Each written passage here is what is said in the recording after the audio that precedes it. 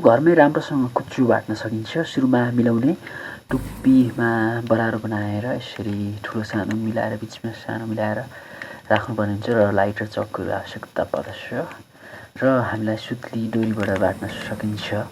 यसरी हामीले सुरुमा गाँठो बनाएर बान्नुपर्ने हुन्छ हल्का बल्लोसँग मिलाएर र हामीले बाट्दाखेरि चाहिँ दुईवटा तान्नुपर्ने हुन्छ र दुईवटाको बिचमा डोरी छिराउनु पर्ने हुन्छ, फेरि घुमाउनुपर्ने हुन्छ र कस्नुपर्ने हुन्छ।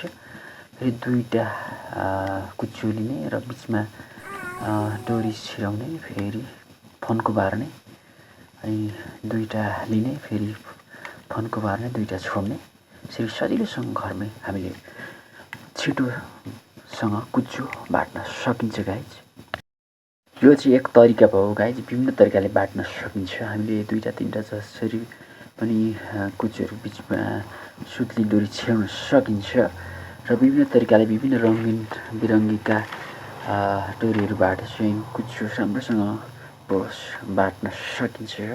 विभिन्न प्रकारका बुट्टाहरू बनाउन सकिन्छ। आवश्यकता अनुसार विभिन्न किसिमका रङबिरङ्गी डोरीहरूबाट धेरै खालको चाहिँ हामीले कुच्चो बाट्न सकिन्छ। र यसलाई हल्का डोरी घुमाएर यसरी हल्का बलियो बनाउन सकिन्छ र राम्रो हेर्दा चिटिक्क परेको देख्न सकिन्छ। र उभिएको डोरीलाई यसरी हल्का डढाइदिएर बलियो र हल्का मिलाउनु पर्ने हुन्छ र चक्कुले हल्का उडेको डोरीहरूलाई टुक्राहरूलाई हामीले यसरी काटेर लाइटरले हल्का मिलाउँदाखेरि चिटिक्क परेको देख्न सकिन्छ।